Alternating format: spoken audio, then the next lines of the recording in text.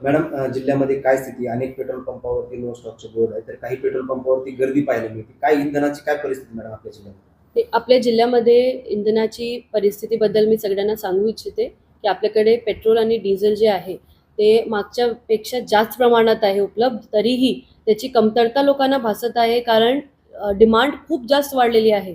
जे काही स्टॉक एक पेट्रोल पंपवरती पूर्ण दिवसभर चालायचे ते आता 4 तासात संपत आहे, कारण लोकांची डिमांड खूप वाढलेली आहे. तर मी लोकांना आवाहन करू इच्छिते की आपल्याकडे स्टॉकमध्ये कुठल्याही प्रकारची कमतरता नाही आहे. डिमांड वाढल्यामुळे सप्लाय आणि डिमांडचा एक मिसमॅच झालेला आहे, त्याच्यामुळे एक आर्टिफिशियल गॅप, सप्लाय गॅप सारखं दिसत आहे, पण तसा नाही आहे. ते तुम्हाला थोडासा अजून मी एक्सप्लेन करते.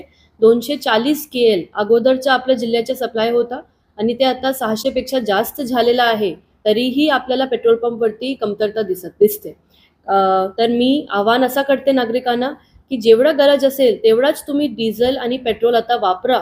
जास्त साठा करू नका. घाबरण्याची काही गोष्ट नाही आहे. आपल्याकडे मनमाडला आपला फिलिंग सेंटर आहे, तिकडून आपल्याला कॉन्स्टंटली सप्लाय सुरू आहे. आणि आपला जे दुसरा प्रश्न आहे की किती पेट्रोल पंप बंद आहे, तर आपल्याकडे 177 पेट्रोल पंप जे आहे